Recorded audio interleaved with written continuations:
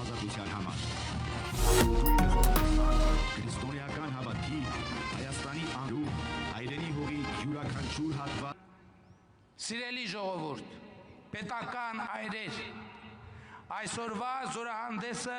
հաշվետվություն է քաղաքացիներ մեկ րոպե լռությամբ։ Նոր համազգեստը ձևավորված է միայն հայկական խորհրդանշաններով, ազգային տարրեր ունեցող տարբերանշաններով։ Իդեպ, զորահանդեսի ամբողջ ընթացքում զինվորակարգիր գնդապետ Լևոն Դավիդյանի հրապարակությամբ հատուկ նշանակության զորաբաժանումները կոչված են իրականացնել ամենաբարդ խնդիրները դժվարամատչելի վայրերում, ունակ են ինքնուրույն լուծել ռազմավարական խնդիրներ։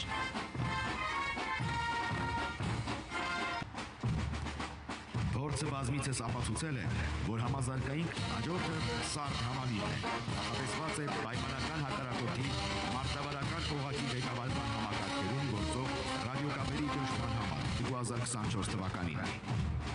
Հատուկ նշանակության ուժերը զինված ուժերի հատուկ կազմավորված, հանդերձավորված, սպառազինված եւ պատրաստված կառուցվածքային միավոր է, նախատեսված խնդիրների կատարման շրջան տեղափոխելու, հետախուզություն վարելու, պայմանական հակառակորդի վրա քրակային ներգործություն ապահովելու, ինչպես նաեւ ղեկավարում ու բարեկություն իրականացնելու համար։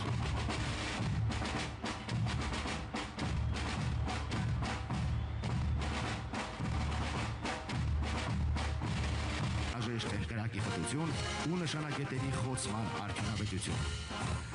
Այս համակարգերը զինված ուժերի կառուցվածքում ունեն կարևոր դեր, ապահովելով ստորաբաժանումների գործողություններից կարող է բարձրանալ մինչև 8600 մետր, թռիչքի շարավիղը 2000 կիլոմետր է։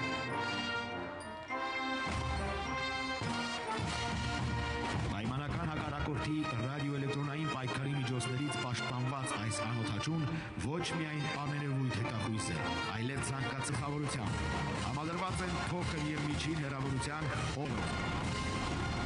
Նրանց են հաջորդում Su-25 գրոհային ինքնաթիռները, բազայի հրամանատար, առաջին կարգի մարտական օդաչու, մարտական խաչ երկրորդ աստիճանի իշխանուշանի ասպետ